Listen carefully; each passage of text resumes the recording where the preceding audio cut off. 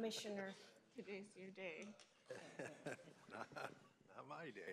Might be one of your days. Okay, everybody ready? Okay, good morning, everybody.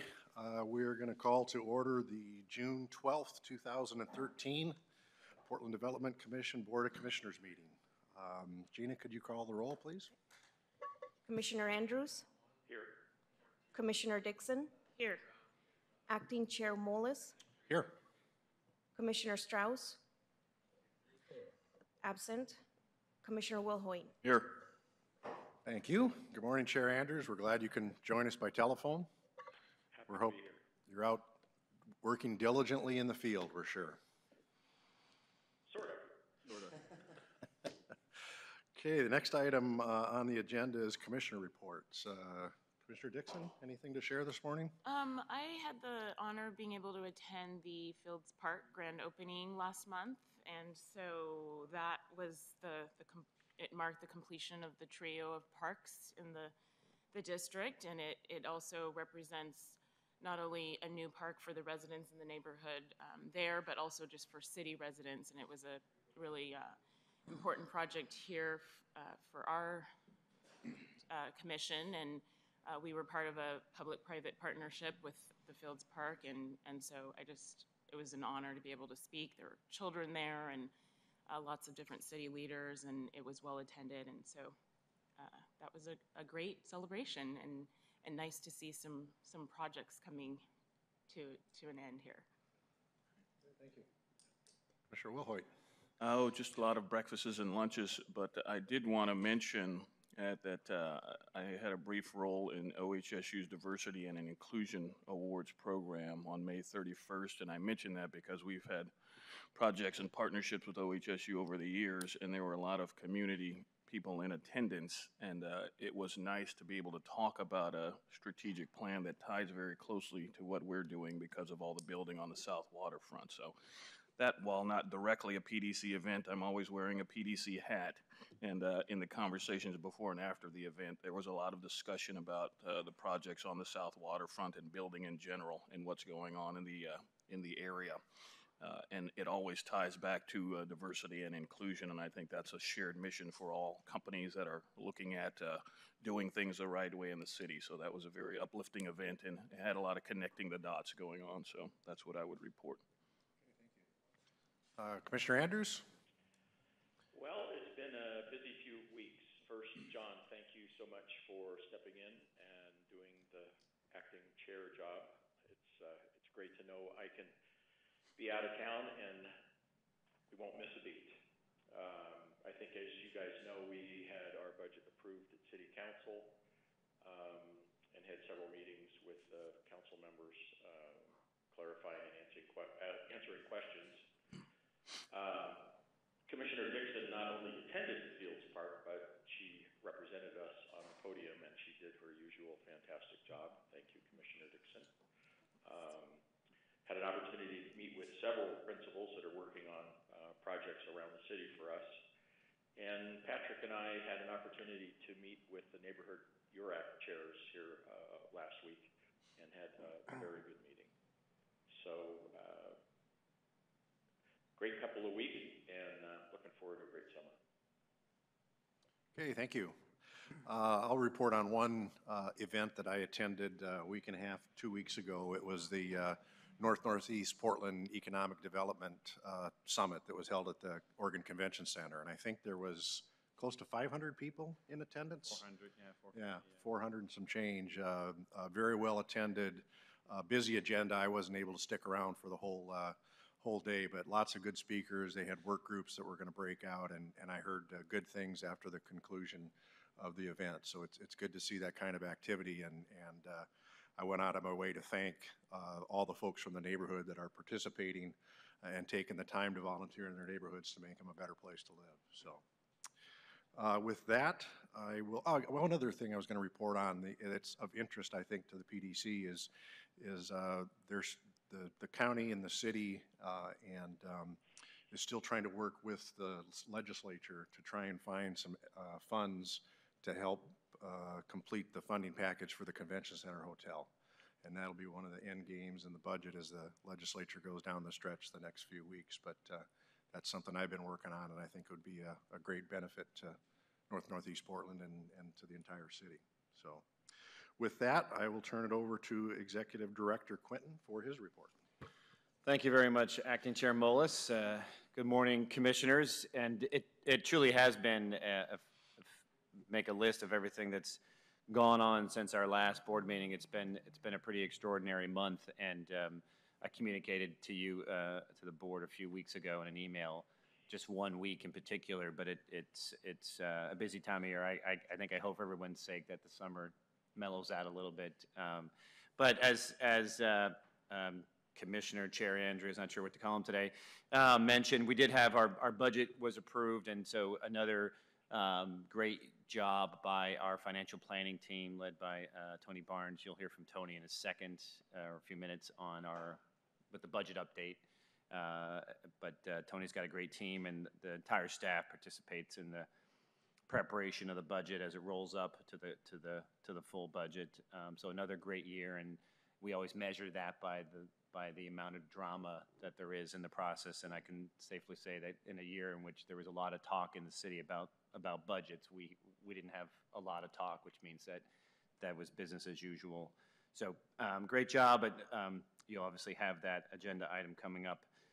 But in terms of the calendar, a lot of these events that transpired over the past month, we talked about in advance of these. So we had the Mayor's International Business Awards on the 14th of May, another great event, about 500 people in attendance there. Got to honor 4 really great companies: Asiana Airlines, Aimco, Adidas America, Elemental Technologies.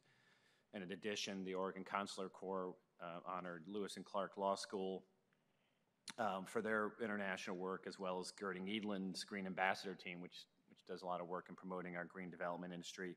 This is a 4th year that we've done this, and it's becoming such a part of our kind of annual cycle and talking about our international work that it feels like people really have adopted the notion of Portland as a global city and as being an important part of our economy. So nice confirmation of that.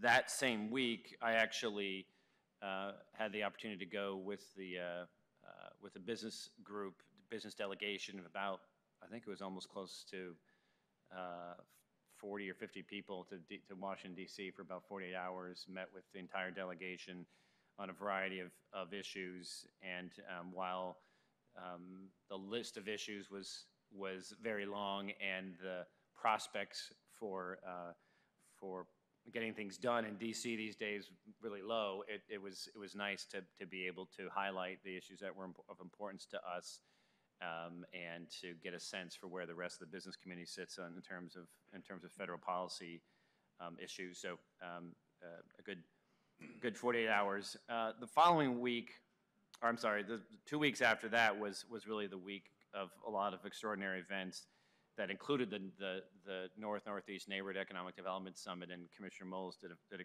great job in representing the board and presenting on behalf of the board. Great, as Commissioner Moles mentioned, great list of speakers and panels. What we've done is we've actually captured a lot of the materials from the summit, and it's available on our website. So there's a video that summarizes the day in general. But then we also had the opportunity to sit down with Michael Bush, who was our keynote speaker, as a noted small business expert from the Bay Area. His keynote speech was both really inspirational, but also really practical, and just gave a lot of direct advice to the businesses in the room. We were able to sit down with him, and we have about an 8-minute Q&A with him on our website, which people can go to, and it's just a kind of what are important lessons for businesses, how do businesses, neighborhood businesses in particular, think about opportunities and research. So I encourage people to go back and take a look at that, because I think we want this not to just be a singular event. We want it to be something that helps support our work going forward. But that same week, we also announced the winners to our Startup PDX Challenge, which we've talked about a number of times. Here, the 6 companies that will get the free space on the east side, as well as the working capital grant and a number of other free services. The companies are Active Ed, Alumni, spelled ALUM.NI, Clutch Play Games, Co-Patient, on-the-go platforms, and Safety Water Technology.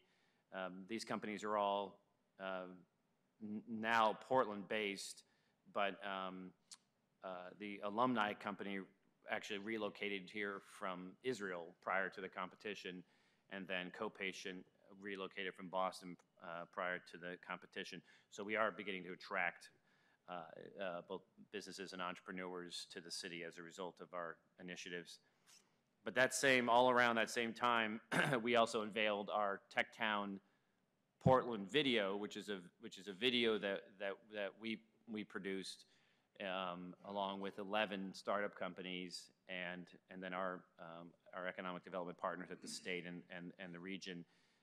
If you haven't seen that, you can go to our website as well, but it's about a 3.5 to 4 minute, very professional video that highlights the work and the culture of these 11 companies as a way of promoting the Portland startup community as a place for talent. And I think where we're getting at right now in the evolution of our startup community and our technology community is companies are able to raise capital. They have solid products. They're bringing and gain customers, and so their growth is constrained most by talent. And Portland's, I think, doing well in that regard, but we need to always grow our pool of talent. And so this is the kind of core piece of what will be a campaign to recruit more people, particularly engineers and other kind of technical skill sets to Portland. I actually, on a related note, the following week, I sat on a panel that was hosted by the Technology Association of Oregon that was the same exact topic. So it really is it's both a sign of success, but it's also, like I said, the most pressing need that technology companies have. Once again, in this same week, TIE Oregon, which is an organization that supports entrepreneurs in the Portland region, they opened their second incubator in the Pearl. The Portland Seed Fund, which you all know very well, had its 4th demo day, so that's kind of the graduation ceremony for their program. So they're up to about 35 companies now that have received money and have graduated from their program. Just last week and this week, Nike Plus, which has their own accelerator program, so startups, they're encouraging startups around their Nike Plus technology. They just had their demo day. So it's I probably need to start to make the list shorter going forward because there's just so much going on in the technology and startup space here, but it's all really really exciting. Just a couple other events. We worked with the Alberta Main Street group to celebrate the opening of their first electric vehicle charging station. So we now have a charging station on Alberta. We provided support through our Green Grant program, and it's the first charging station now in the city of Portland with in a public right of way. We've actually helped put charging stations on land that we own or private land, but this is the first one that's actually in a public right of way on Alberta and 20th. And then last week, we had the dedication ceremony for the Jefferson High School frontage project, which is not 100% complete, but if you go to the front of Jefferson on Killingsworth, you can basically see the project. It's really a great project, both just physically, you go there and look and see how the space has been transformed, but also just it's a great community project. The inspiration from Carl Flipper III, who didn't live to see the completion of this, but we had the chance to honor him at the dedication ceremony last week. I had the chance to participate in a town hall event on Saturday in East Portland, organized by state legislator Jeff Reardon, but there were about 10 legislators in attendance, as well as Treasurer Ted Wheeler and representatives from the county and Metro, and despite the fact that it was scheduled right in the middle of the Rose Parade, we actually had some pretty decent turnout and a lot of good questions about our neighborhood work, both our NPI work and the Lents and Gateway urban renewal areas. And then I just want to highlight something that's happening right now. We have our community livability grant process has started up again for this year. We these are grants to primarily community organizations for a variety of different projects that support the kind of redevelopment and infrastructure and business development work that happen in our neighborhoods. The deadline for this is September 5th, but it's a process that happens over a 3-month period, and so I think we have workshops for applicants on the 20th and 22nd. But if you go to our website, we have information, and we really encourage anybody who's applying to participate in the workshops. There's about almost $1 million available between Interstate, Lents, and Gateway, with about $600,000 of that available in Lents. So we really encourage everybody to participate in that. Moving on to awards and new employees, Commissioner Wilhoit failed to mention that he received, was it the President's Award at the Portland Business Alliance annual breakfast?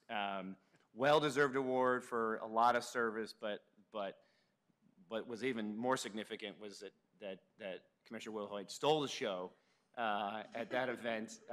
Was the most memorable part of the show, and I don't know if you had prepared remarks from speaking. Yeah, so. but I think Commissioner Wilhoit's going to get some invitations to MC some events going forward. So I think people are still talking about that. But congratulations on that award, well deserved. Thanks. And then new employees or promotions. We have two of our staff here. The first one is Gina Bell, who recently was promoted to Senior Project Program Coordinator. These job titles need some work, but Gina's been at PDC in our neighborhood division since 2011. Previously, she was managing our EOI microenterprise program and our small business development program, and we had an opening to manage our Main Street program, and so Gina applied for that and was the top candidate, and so we're very happy to add to her responsibilities.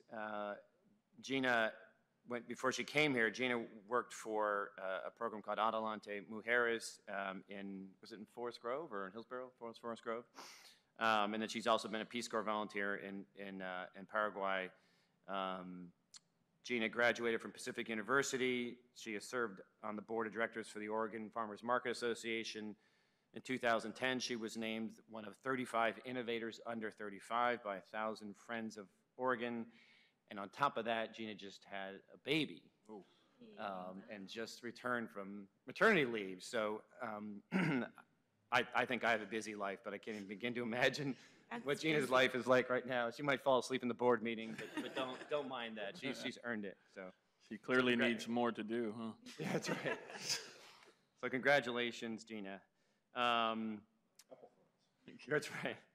And then sitting next to Gina is Hugo Sanchez, who was our new IT student intern. And Hugo is from Arizona, is that right? You're from Arizona? He's studying computer information systems at Portland Community College. And so we regularly have students working in our IT department. And so Hugo is the latest in a long line of great students. I've also been told he's interested in sound engineering and has a certificate from the Conservatory of Recording Arts and Sciences. Also, I understand Hugo's getting into the Portland lifestyle here. He's learned how to commute on his bike and all those good things, but I understand he's getting used to the rain. So from Arizona, you don't have to worry about getting wet when you ride your bike, whereas I think in Oregon, there's still a little bit of adjustment. But welcome, Hugo. It's good to have you here. It's 2 thumbs up for me coming from Arizona. Congratulations and welcome. Congratulations. That's all. Thanks. Okay, great report, and it's It's great to hear that we are indeed entering busier times, so. Yes. That's very good. Any questions on that report from anybody? No, Comments? lots of things going on, good stuff. Yep. Okay, thanks, Patrick. Next item is approval of the meeting minutes from May 8th, 2013. We have one correction, which is on page 2, the first bullet point. We're going to take 3 words out, Commissioner Will Hoyt and, from that paragraph. So Deleted. Executive Director Quentin and Kimberly Branham attended the event. It's my understanding that Commissioner Will Hoyt was in Atlanta on other business but didn't attend the event. That's correct. Yep. So with that correction, is there any other additions or corrections? If not, I would look for a motion to approve the minutes from the May 8th, 2013 meeting with that one correction. So moved. I'll second. Okay, it's been moved and seconded to accept. Any other discussion or anything on the question? Okay, if not, all in favor, please signify by saying aye. Aye. Aye. Any opposed? Okay, thank you. Next item is public comment for items not on the agenda. We do have one individual signed up to speak with us this morning, Carl Wickman. Good morning, sir.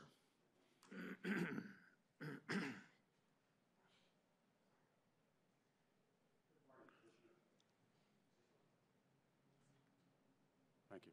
Good morning, Commissioners. I'm Carl Wickman. This is a story about the power of a PDC DOS grant.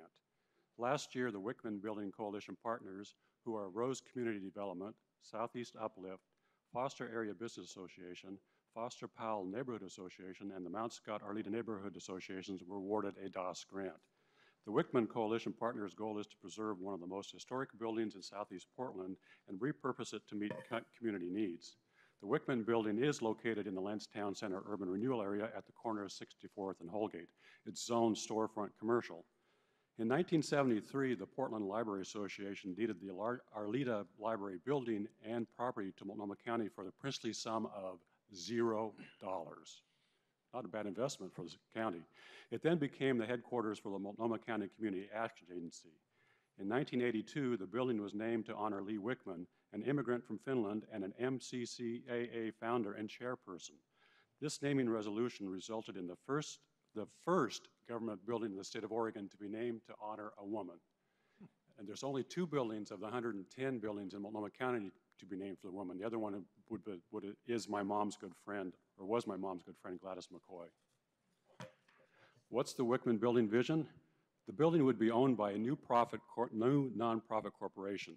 The building is to be rehabilitated and reused as a business center and event space. These uses were selected because after 3 visioning sessions with the community, they best combine the preferences of the community with market demand and financial feasibility. Restoring this building will strengthen the heart of Foster by providing a place for community activities, programs, and events. The building will also strengthen the neighborhood economy by creating an identity and providing office spaces that may act as a business incubator. Well, how did the DOS grant help? THA Architects was hired to complete a Wickman building renovation plan. In that process, the coalition partners successfully initiated an appeal of occupancy limits that increased the number of people allowed in the main space of the building from 26 to 107. That's phenomenal.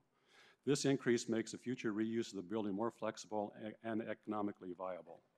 Also, the DOS grant helped with the acquisition price. Concurrent with the DOS work, the Portland State University School of Business did a market analysis which inventoried comparable Lentz Foster buildings. The last independent appraisal of the building was done by the county in 2006, and at that time, it was valued at $750,000. When we started negotiations, the county's first price was to do the tax assessed value of $520,000, which was not based on an independent appraisal. But with the help of the PDC DOS report and the PSU market analysis, the county agreed to a new appraisal, which has resulted in our current price of $260,000. So things are really suffering in the real estate market in that part of the county.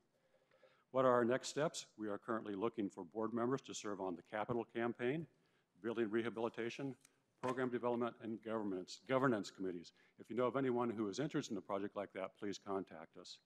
The Wickman Building Project is the next chapter for a building that has served the Foster Road neighborhoods all the way from Arleta to Lance, to Gilbert, to Palhurst, and on out to Belrose Station. On behalf of myself and my family, I want to thank the PDC for making the DOS grant program available, and I just want to let you know how much it has helped our project. Thank you. Well, thanks for coming in this morning. About 6 months ago, I took a tour of the building with Multnomah County Commissioner Judy Shiprack, and that's in her district, and she is very dedicated to trying to find a solution that works for that building. It needs some work, especially in the mechanical systems, but it's a beautiful old building. It has great bones. I mean, it's got a lot of potential. Yeah, Commissioner Shiprack has been a very strong supporter, as well as Representative Kenny Gayer. And there's two family friends, Cindy Banzer, some of you may know, former Metro Chair in the state legislature, and I know Jeff Sackett may have been in front of you on some of his projects too. So they're strong supporters as well, and we appreciate your help and support. Great, thanks very much. Thanks, good luck. Thank you. Yes. Okay, I don't have any other cards. Is there anybody else here this morning that would like to speak? Okay, seeing none, the next item is on the consent agenda. It's item number 6. It is an action item authorizing short-term interfund operating loans not to exceed $1 million from specified funds to the Community Development Block Grant, Economic Opportunity Initiative Fund, and newly established Urban Renewal Area Funds from July 1, 2013 to June 30, 2014. And what this does is give us the flexibility to do exactly what it says, is to transfer funds within the agency to help get the new small neighborhood prosperity initiatives off the ground in a transparent manner and in compliance with all accounting standards. So unless there's any questions or if somebody wants to pull that item, I would look for a motion to approve Resolution 7005. So moved. I second. Okay, and I'm not going to say it again 3 times quickly. But anything else on the question? Okay, if not, all in favor of approving that one item on the consent agenda, please signify by saying aye. Aye. Aye. Any opposed? Okay, the motion carries. Okay, the next item is on the regular agenda, item number 7, Resolution 7006. It's an action item authorizing a contract with the City of Portland for the purpose of operating and administering the Economic Opportunity Initiative Program during fiscal year 2013-14. Kate Dean, good morning. Great. There we go. I'm Kate Dean. I'm one of the neighborhood managers here at PDC, and I'm going to wait for a minute for the presentation to come up. Before I get started on the presentation, I just wanted to note that I'm making one presentation for the next 2 items that you're looking at. So I believe it's Resolution 7006, 7007, and 7008. Right. So one presentation to cover all of those. I'm here this morning to talk about the Economic Opportunity Initiative and to request your authorization via those 3 resolutions for the Executive Director to sign 3 contracts for the Economic Opportunity Initiative.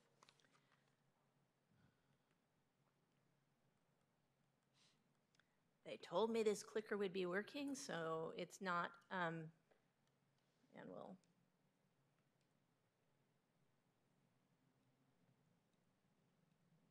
Yay. Okay.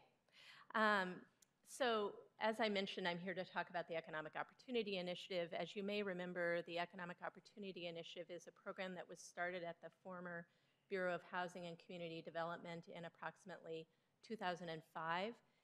The program came to PDC with its staff and funding in 2009. For the next fiscal year, we anticipate having about $3.38 million in city funds. That's about nearly $1.5 million in city general funds and approximately $1.9 million in community development block grant funding, which is federal, a source of federal funding that comes to the city through the Portland Housing Bureau.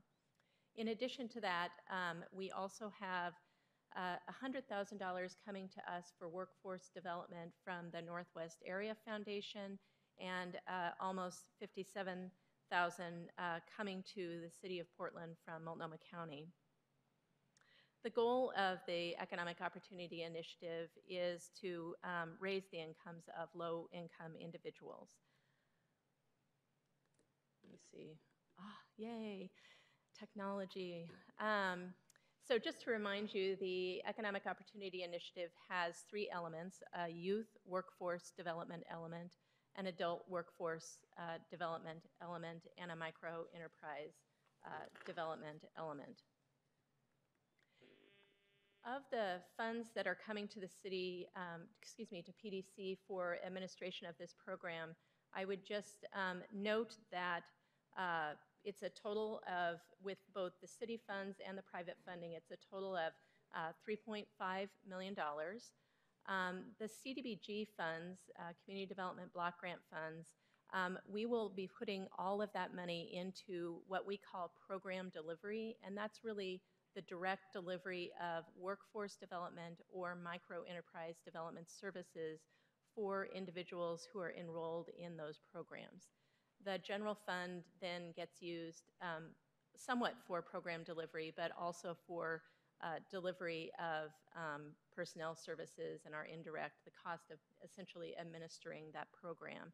And we've done that in order to keep it very clear with federal funds that federal funds are going for program delivery and that we're covering our administrative and indirect costs with non-federal funds. It just keeps things a little bit more simple and clear. I would note that Resolution 7006 that you'll be considering at the conclusion of this presentation would authorize you to sign a contract with the Portland Housing Bureau for having those federal funds come to us for the administration of the EOI program. In July, you will be having an intergovernmental agreement with the City of Portland for another department of the City of Portland for the general funds, that approximately $1.5 million. And that agreement will include all of the city's general fund funds for various programs. Just a little bit about results that we've had. We've had 5 graduating classes. Individuals are enrolled in microenterprise or workforce development programs for a period of 3 years. Over the past, since the program was initiated, we have enrolled and served a little over 3,000 people. A little bit more than half of those people stick with the program for 3 years and have a 25% increase in income.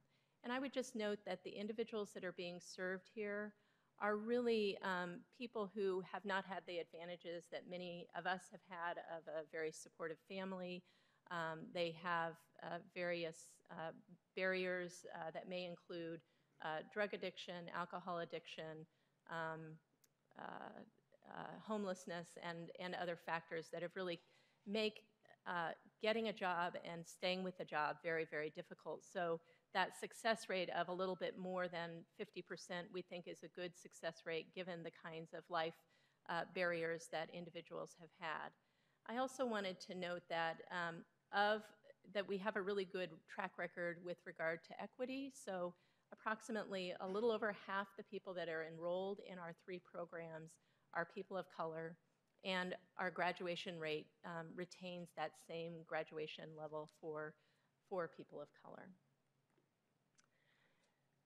So then moving on to the rest of my presentation is really going to focus on the next couple of resolutions that you're going to be asked to consider. And I'm going to focus the remainder of the presentation on the workforce development system. 2 years ago, PDC and the region's workforce investment board entity, which is called Work Systems Incorporated, began a collaboration at a staff level trying to figure out if there would be a way to take the resources that the City of Portland via PDC has for workforce development and the resources that exist at a regional level to really align those resources for that same population of low-income individuals with barriers to employment. The goal really was to create a more efficient and transparent system and to increase access to services for youth. That really is around work experience opportunities, And for adults, it's really the access to on-the-job training and occupational training funding that could be available at a regional level. So last year, about this time, we were here seeking your approval to enter into the first contract with WSI for the administration of the Youth Workforce Development Program. So I'm gonna, oh darn, technology. Is it on now? Anyways, you can see up on the screen, the Youth Workforce Development Program is now administered by WSI. That's been the case over the past year.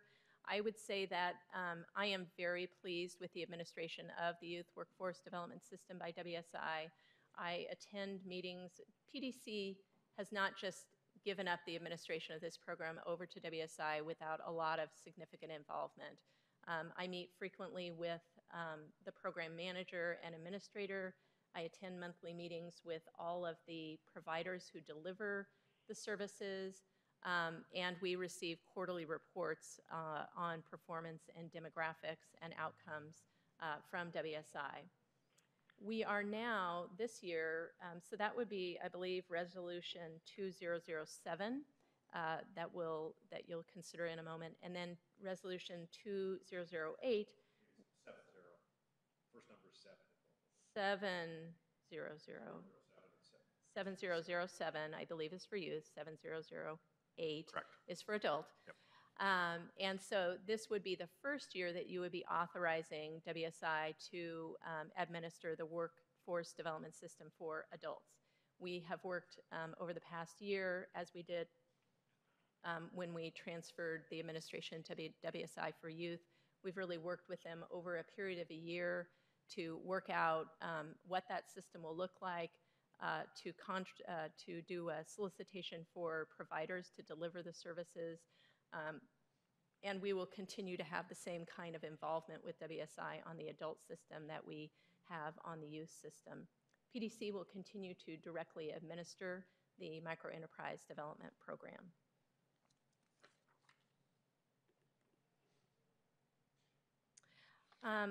I want to just, I think I had mentioned that we will be serving the same population that we have historically served with workforce development. All of the individuals served are very low income City of Portland residents. For youth, we really focus on youth that are 16 to 21 years old who are disconnected from traditional high school or lacking in basic skills and credentials that would allow them to enter college or career pathway employment. On the adult workforce end of the spectrum, we are working with low-income adults, age 18 and older, who face multiple barriers to employment and are willing to engage in workforce development activities with the goal of attaining career pathway employment. I would just note that I think that our collaboration with WSI on the workforce, these new workforce systems, is really strengthening the connection of the employment services that we're delivering to try to get people into not just a transitional job or a survival job that pays minimum wage, but really to get people into long-term jobs, to see them advancing and into a career that has a pathway and that can take them over a period of many years of advancement. And I think that that element has been strengthened with our association with and collaboration with WSI. The services that will be delivered, we continue with this new system of workforce development to have individuals receiving supportive, individually tailored workforce development case management for up to 3 years. Core services include development of an individualized career development plan, career exploration, work readiness training, work experience, placement and support, job search assistance and placement, and then that retention and advancement after placement, after initial placement. Trying to, again, get individuals really into good paying jobs that will last them, hopefully, for a career. The estimated budget for our our investment with WSI for the youth, it would be approximately $1.3 million, and for the adults, it would be approximately $1.4 million. So that totals a total of $2.7 million out of our $3.38 million that we, $3.5 million that we have for the system next year of both public and private funds. PDC's $2.7 million investment will leverage funding from WSI that really, this is where the big benefit of having an alignment with WSI comes in. So WSI on the youth side will invest approximately $2.5 million in additional youth workforce development services, not only with providers in Multnomah County, but with providers in Washington County. And then, as I had mentioned last year, we have a new youth work experience opportunity system that is working very, very well, and there's significant funding that WSI puts into that for youth work experience.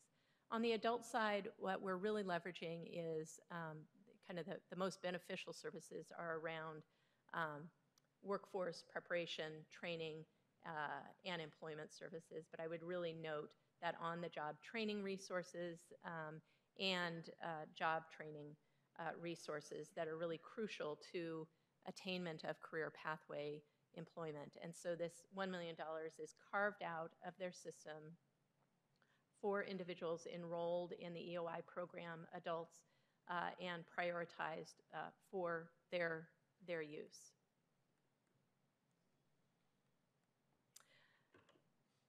The delivery of services is done not directly by WSI, as I have alluded to, but by a series of nonprofit experienced youth and adult workforce providers. And I've just listed them up here so that you can see, just as a reminder about who they are.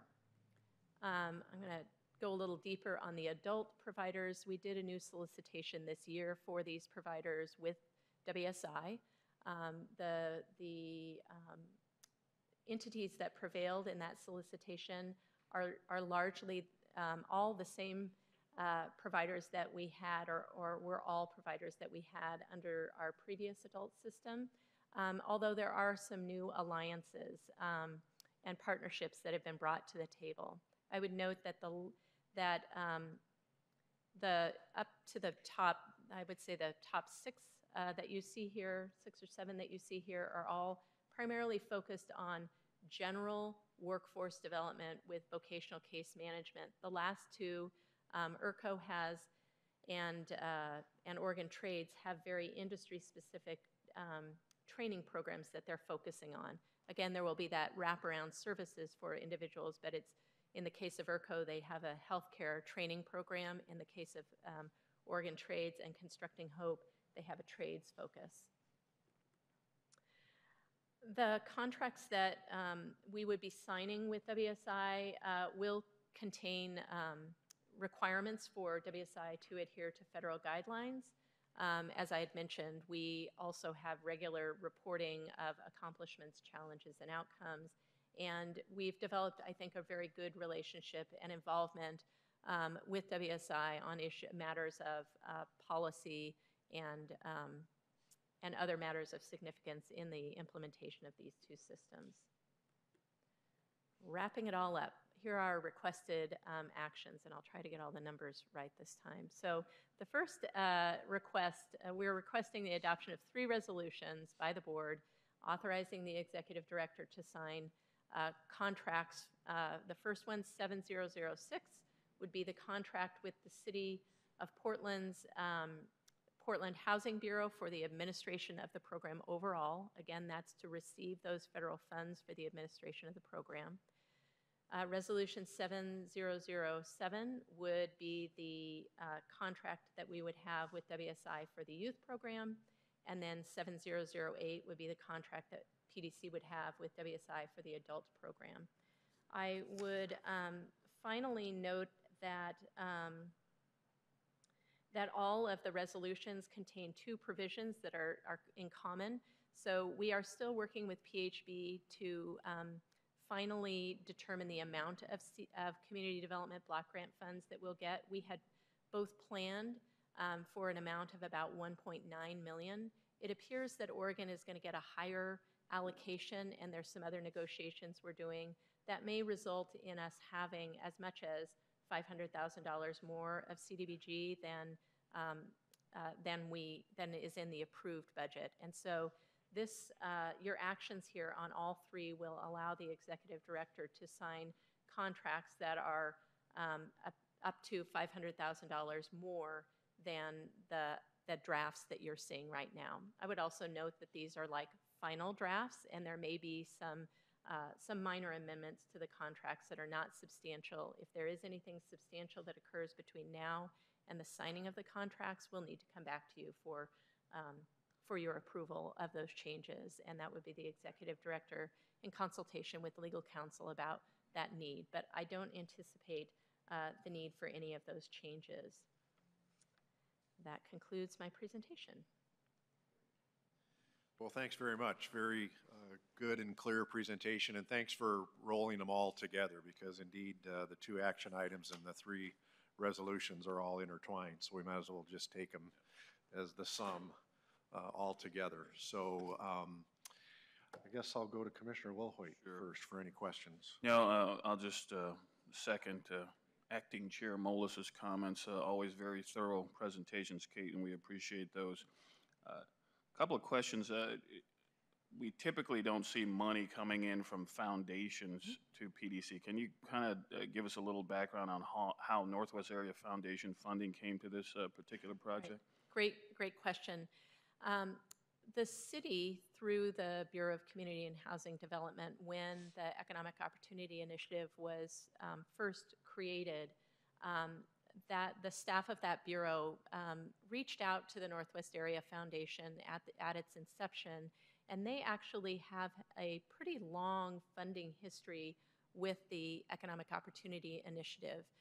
In the early years, I believe it was a total of about $1 million that was invested at the beginning of the program, and then every year we have been able to go back to them for smaller amounts for special projects that we have wanted to do that would allow us to innovate or extend services in various different ways. So the $100,000 that we anticipate having, well, we will have for next year, is going to be focused primarily around our Neighborhood Prosperity Initiative districts, and really trying to be very intentional in delivery of services to those districts, particularly around serving individuals, people of color.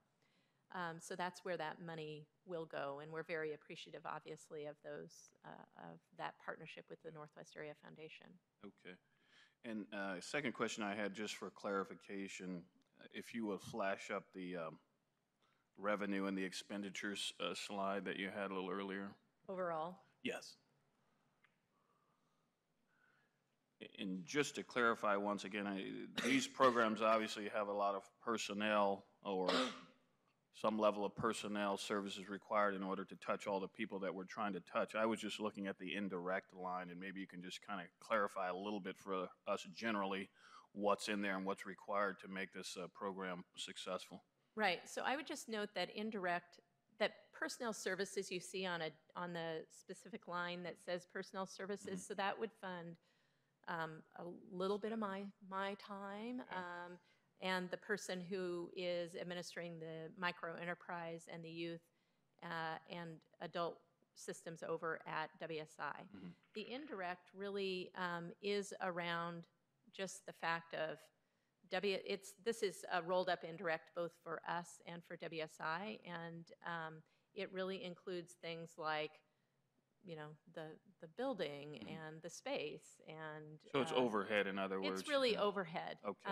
And I think, you know, the majority of the funding that we receive is going to direct service. Yeah. So it seems like a very efficient Okay. program. And then lastly, I would just say that clearly we're still seeing different parts of the region recovering from the economic recession, and it obviously touched those who were not as well off before the recession hit because they were impacted more significantly. So it's nice to see PDC continuing to play a role in this area. As you mentioned, we're leveraging dollars, we're enabling WSI to leverage dollars, and those are going to help people who probably need it more than any other. So I'm happy to see this program move forward, and it seems like everyone is very much in support of it, and the results you presented give clear indication that it is achieving the desired objectives. So thanks for the effort. Thanks, Charles. Commissioner Dixon. Thank you, Kate. I know that you put in a lot of time into these programs, and we're lucky to have you be representing PDC on behalf of this initiative. My question is more of for the tracking and when we get information from these programs, is some of the tracking looking at where the graduates or the applicants are getting work? Are they, how long are they retained? I mean, just what is the success of the program in the long run for people that have gone through this? And also, are there applicants who are turned away ever? Do we have the opportunity to have everyone be able to be an applicant? And is there a difference between the success of the youth and the adult workforce? Okay, so let me just take these piece by piece. So everyone who qualifies for the program is a potential applicant. That said, unfortunately, this is really a small drop in the bucket of need out there. Right. So there may be waiting lists at these nonprofits for services. Okay. So, we try to go deep with a few individuals to make a difference, and luckily there are some other funding sources that these entities have to extend services somewhat, but I would just acknowledge that there is great need out there and that we are going deep with a certain segment of the population, but there are many, there are wait times for services. But I wouldn't let that distract anyone. If you are interested in service and you really want to go to work, and you think you might be eligible for these programs, for anybody who might be watching this, I would highly encourage individuals to contact those providers and see about the fit.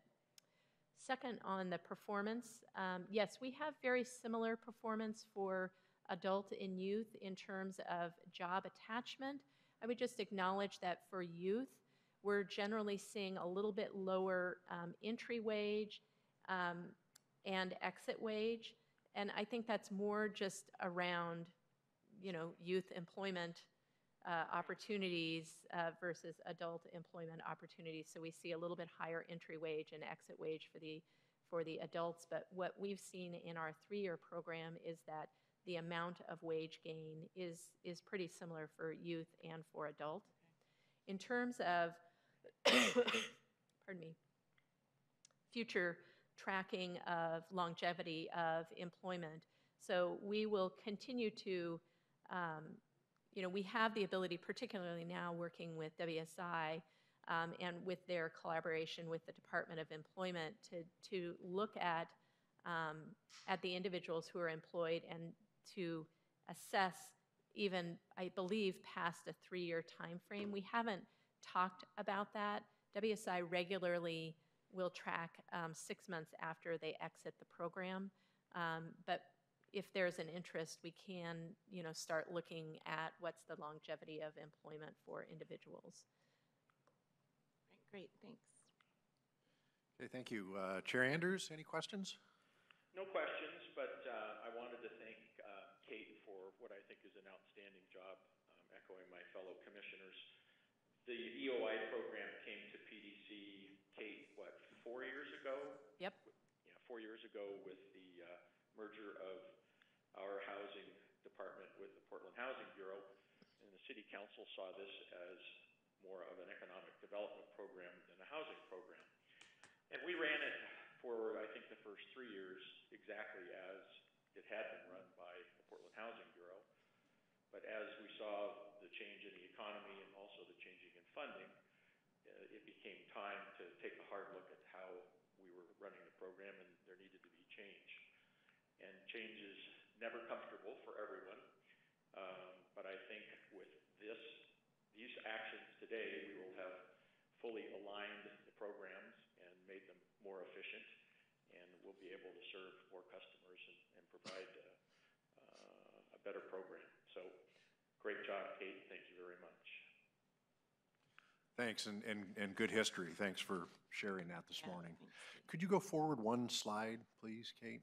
Yeah, that was the one that caught my eye, and Commissioner Wilhoit spoke to it a bit earlier in his remarks. But I think if you look at those numbers and for the time frame that we were in, 2008, which was, we were still spiraling and wondering where the bottom is, or where the bottom was going to be. And as we slowly worked our way out, I think those are pretty good numbers considering the times that we've been in. And as you mentioned before earlier, and Commissioner Wilhoit referred to the additional barriers that these folks are up against to start with. So I think those are worth sharing. I don't have any other questions. Will the technology be kind enough for us to go to the last slide where you have all three initiatives listed? Absolutely. Look at that. Clickers work, even We're on a if roll. pointers don't. Thank Okay, you. and unless there's any other questions, can we adopt them all at once with one motion? Our legal counsel is saying yes. So unless there's any other questions, I would look for a motion to adopt Resolution 7006, which authorizes the contract to accept the funds. Resolution 7007, which authorizes the funds for the Youth Workforce Development Services, and Resolution 7008, which authorizes the funding the Adult Workforce Services during fiscal year 2013 to 2014. So moved. I second. Okay, anything on the question? Okay, if not, all in favor of the motion authorizing these three resolutions, please signify by saying aye. Aye. Aye. Aye. Any opposed? Okay. Kate, thanks very much. Thanks, Thanks, Kate. Kate. Okay, the next item on the agenda is an information item, fiscal year 2013-14 budget development, review of city council approved budget. And as Executive Director Quinton reported earlier, it has been adopted, but Tony's going to give us an update on exactly where we stand. Good morning. Good morning, Acting Chair Wallace and Chair Andrews, Commissioners, Executive Director Quinton. So today's budget update is an opportunity to look back at the 13-14 budget as approved by City Council on May 29th before it comes back before the board on June 26th for adoption. So as a reminder, we started the process back in October as we drafted new work plans and aligned those work plans to the strategic plan. And that was reviewed with the board in November. I'll be reviewing the total budget in summary today with the priorities and projects in the budget that are largely unchanged since we drafted the budget back in December and January. And I'll discuss some of those changes that have occurred since the budget was proposed to City Council in May. There are a few changes that I'll discuss. And also talk about some of the changes I'll be recommending as we bring the budget back for adoption on June 26th. So today's also an opportunity to discuss further changes that should be included in the adopted budget that you'll be voting on June 26th following the Tax Supervising Conservation Commission meeting that's scheduled for the same date. They'll hold a hearing, public hearing, and ask some questions and then certify the approved budget. So with that, I'd like to walk through a high-level summary and talk about some of the key projects, priorities, and also discuss some of the changes that have occurred over the last 6 months of the budget process. So in total resources, we still are looking at total resources of $208 million in the budget. Majority of the resources are beginning fund balance, which includes majority of TIF proceeds, mainly in River District and the Oregon Convention Center from prior bond sales and accumulated de jure debt that will be programmed for projects in next year's budget and 5-year plan. But the majority of revenue for next year is short-term debt, about 25% of the total, or $52 million. Again, this is the debt that doesn't include any long-term interest cost. That's funding the majority of the URA budgets. We do have property income representing 6%. That includes about $8 million in anticipated property sales for next year, in addition to ongoing rent and lease income across the different URAs, the properties in the different URAs. Excuse me. You'll note that the general fund is about 3% of the total, about $5 million scheduled for next year, based on the approved budget. From an expenditure standpoint, we have $175.6 million programmed. The majority of that is classified, appropriated as property redevelopment, and a good portion of that, I think over 30% of the property redevelopment, is the $27 million IGA for the county health headquarters that's in River District. We have about 21% scheduled for housing, 10% for infrastructure, 12% for business development, and 9% for administration. That $15.2 million, part of the recommended changes for the adoption of the budget on June 26th will probably bring that administration number down just a little bit based on some true-ups that we'll be doing. And again, the housing number of $36.2 million will be bringing forward some true-ups there. There might be a little bit of an adjustment in that number based on what the Housing Bureau is truing up. So another way of looking at the budget that we started with this year, back in January when we had the work session, was looking at the budget according to our strategic goals in the strategic plan.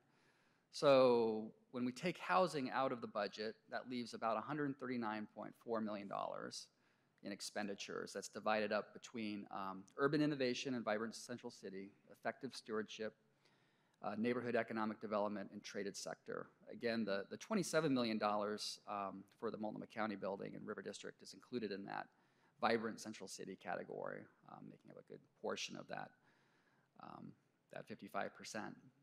Effective stewardship includes not only administration, which we saw was 9% of the total budget before, but also all of the property management expenses for properties across different urban renewal areas. Excuse me. A good example would be in the convention center, where the expenses is actually matched and exceeded by the revenue from operating the property. Neighborhood economic development. It's a substantial portion that makes up most of the expenditures in interstate, lents, and gateway URAs. And then traded sector represents central city business lending, business activities, as well as our general fund traded sector activities.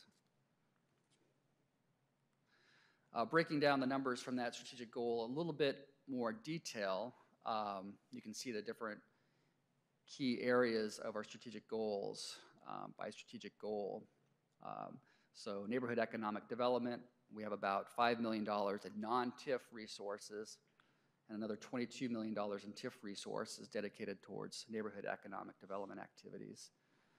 In traded sector, we have about 5.5 in non-TIF activities. This includes the E-zone program as well as general fund funds that are allocated, and $7.2 million in TIF resources.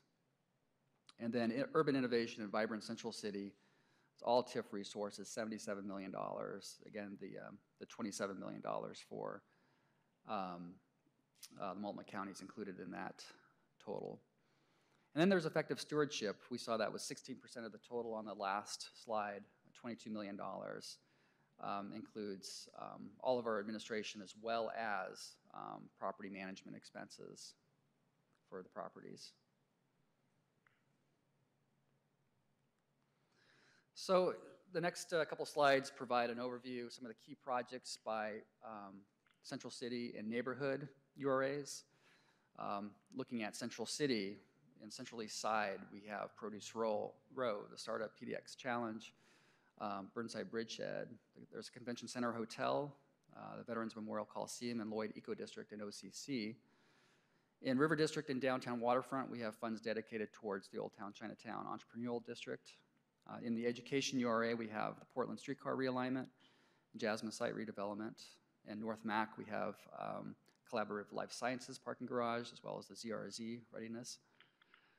And then in the River District, we have, again, the Health Services Building, The money allocated to Centennial Mills, Union Station. Union Station includes grant resources, federal grant resources. And then the Pearl circulation improvements, the lighting on Burnside. And then again, there's opportunity funds across all the funds for business finance and commercial property redevelopment lending programs as opportunities arise.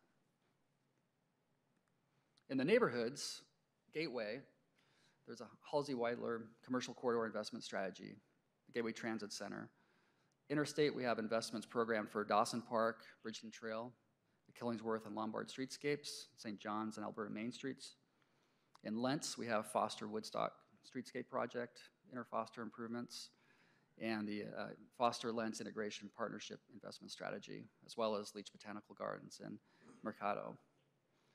In all the neighborhood URAs, we have the longtime property owner coordination and support, and opportunity funds, again, like Central City for business finance and commercial property redevelopment lending programs. And then there's the grant program, Storefront, DOS, and community livability across all the URAs in the neighborhoods. Our operating budget, as we included in the proposed and was included in the approved budget by City Council for next fiscal year for 13-14, is about $20.8 million, a combination of staff costs and administrative materials and services. Administrative materials and services being the rent, utilities, operating contracts for IT and other systems. This number for personal services will be updated a little bit based on updated rates for PERS as well as health rates that have come in for next fiscal year. So we'll see a little bit of a drop in that number when I bring the budget forward on June 26. We have also in the personal services the early retirement implementation. There's some ongoing costs related to that, as well as our ongoing obligation for the 1999 PERS pension obligation bonds that funded a prior liability PERS. That's ongoing for the next 15 years or so. As you can see from this, the savings as we go into 14-15 and the forecast are at 30% or greater as we decrease personal services and administrative materials and services. So a couple changes as the proposed budget was presented to council and later approved on May 29th. There was an increase of $300,000 to the Community Livability Grant Program in Lentz that provides total funding in Lentz to the grant program of $600,000 for next fiscal year. And when the proposed budget was released, the city's proposed budget, there was a cut in PDC's general fund of about $782,000 from what was in PDC's requested budget. When the budget was approved on May 29th, some funds were added back to that. Some of the cuts were actually a one-year deferral.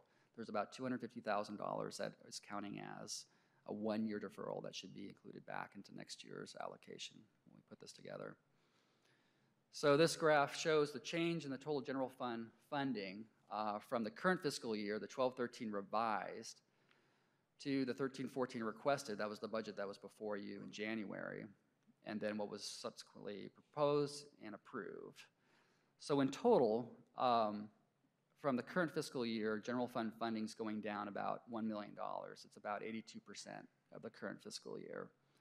And you can see where the cuts are allocated according to this from the current fiscal year between the neighborhood and traded sector programs. Some of the add backs that occurred in the approved budget by City Council included add backs to the Main Street network as well as Venture Portland. So Tony, if we looked at this at the highest level, is this saying that that the city pushed through a 10% cut, we went down 18% in the general fund dollars?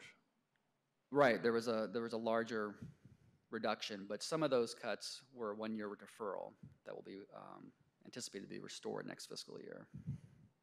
That was the $250,000 in the working capital and seed funds. Okay.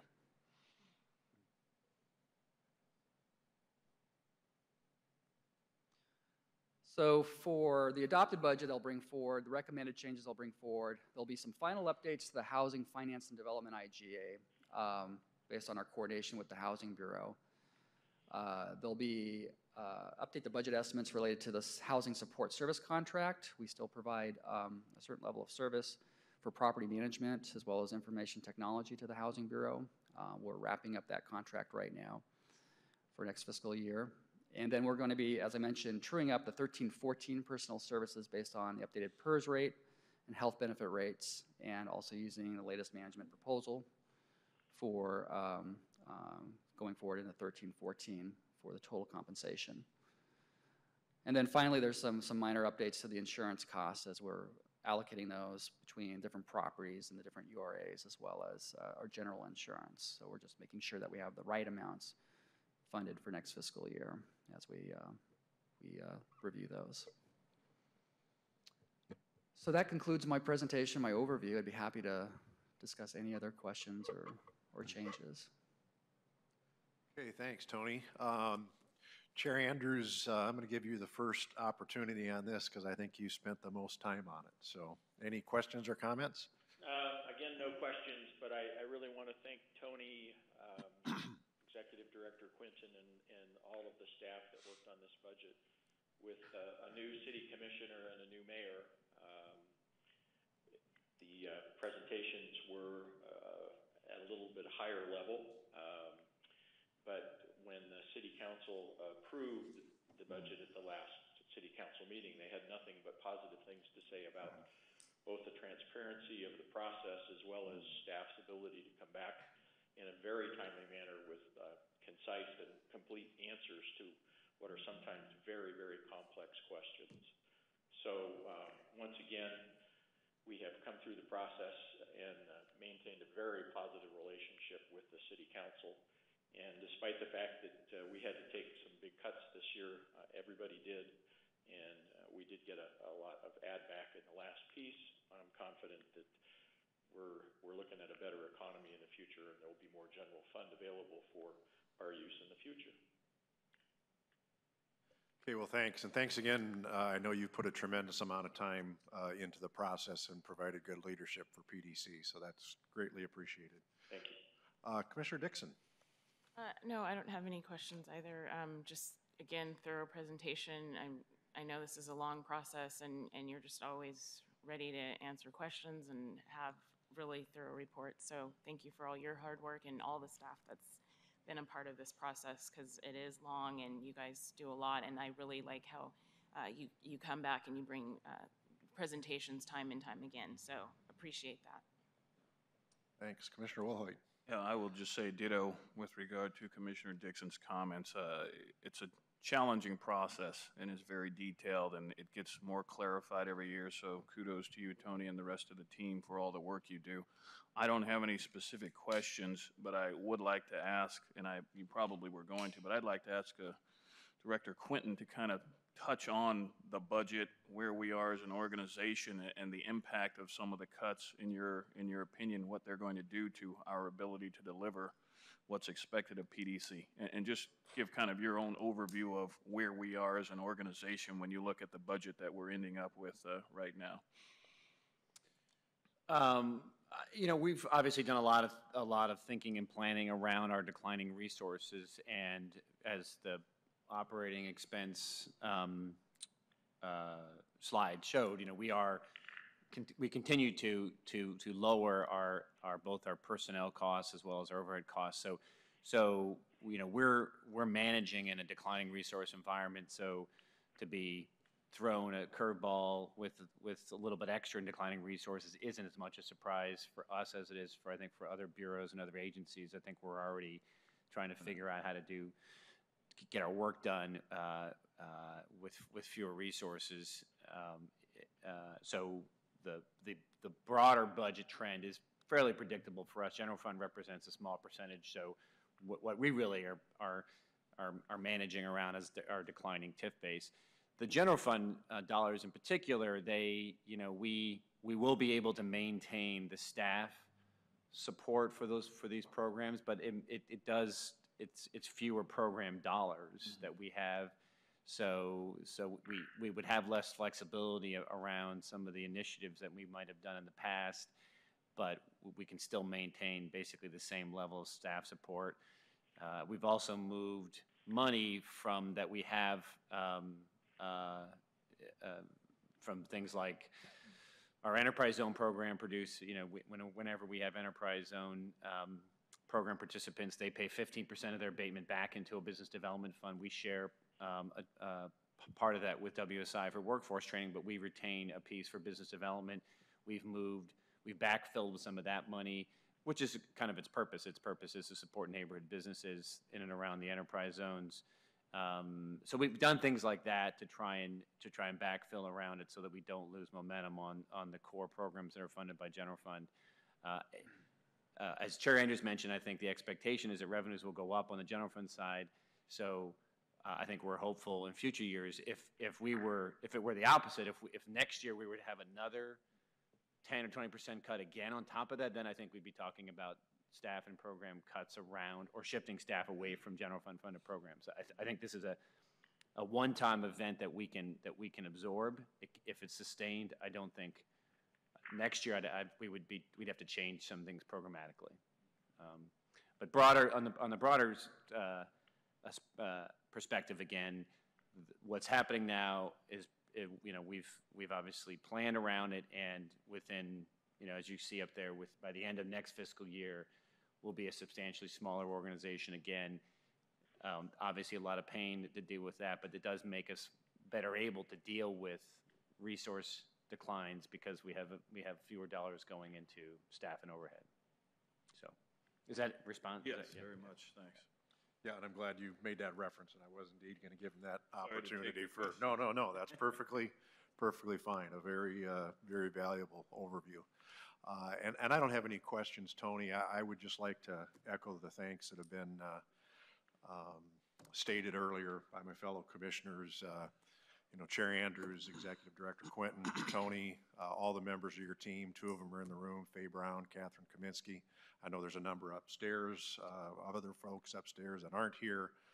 A lot of hard work, very intensive process, and especially as our dollars decline, very difficult decisions that need to be made. So thanks to everybody for your leadership during this budget cycle. Any other questions on item number 9? Okay, if not, thanks, Tony. And we'll be addressing this one more time in 2 weeks. That's right. Thanks. Thank you. Can you send me a copy of this Yes. presentation? That'd be great. Thanks. Okay, thanks. With that, we will move to item number 10 on the agenda, which is election of officers.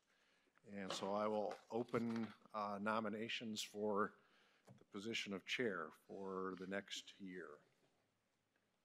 And I'll recognize Commissioner Wilhoit for a nomination.